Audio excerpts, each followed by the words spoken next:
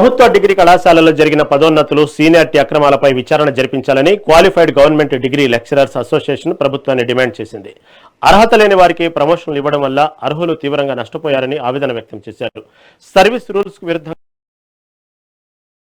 మార్పులు చేశారని అనిపిస్తూ న్యాయం కోసం ఈ నెల 29న ఇందిరా పార్క్ వద్ద ఆమరణ చేపట్టనున్నట్లు ప్రకటించారు. నా పేరు డాక్టర్ టిఎస్ ప్రవీణ్ కుమార్. నేను qualified government degree lecturers association ప్రెసిడెంట్ని.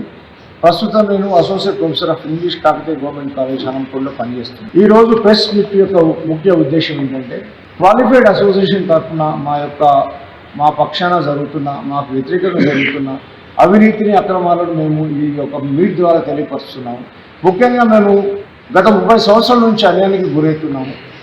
Net SLET PhD అర్హతలు కలిగి ఉండి కూడా సమయానికి డిగ్రీ కాలేజ్ లెక్చరర్స్ రాగలిగిపోయాము. అదే కారణం చేత డిగ్రీ కాలేజ్ ప్రిన్సిపల్ ప్రమోషన్స్ కూడా పొందలేకపోయాము. ఇది మాకు వచ్చే చివరి అవకాశం. ఇప్పుడు జరగబోయే ప్రిన్సిపల్ ప్రమోషన్ మా చివరి అవకాశం.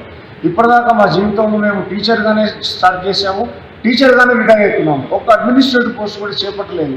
మాకు అన్ని అర్హతలు ఉన్నాయి. We're fully qualified with NET SLET PhD.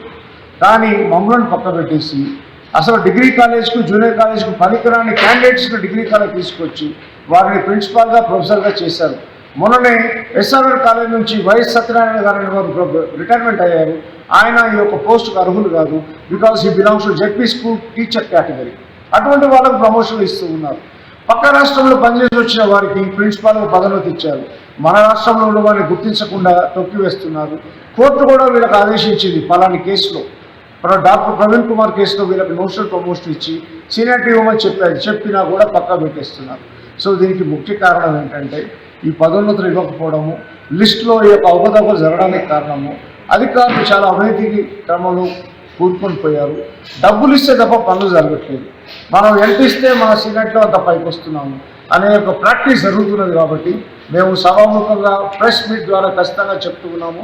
వీటిని తక్షణమే ప్రభుత్వము, ముఖ్యంగా ముఖ్యమంత్రి గారు ఖండించి వీటిని సరిగా చేయాలి. ఎందుకంటే వారి దగ్గర విదేశాఖ ఉంది కాబట్టి, వారికి తెలియకుండా వీళ్ళు ఇటువంటి అక్రమాలు చేస్తున్నారు కాబట్టి తప్పకుండా దీన్ని సవరించి, మాకు మిగిలింది ఒకటే 1 month, 31st August ఇది డెడ్ లైన్.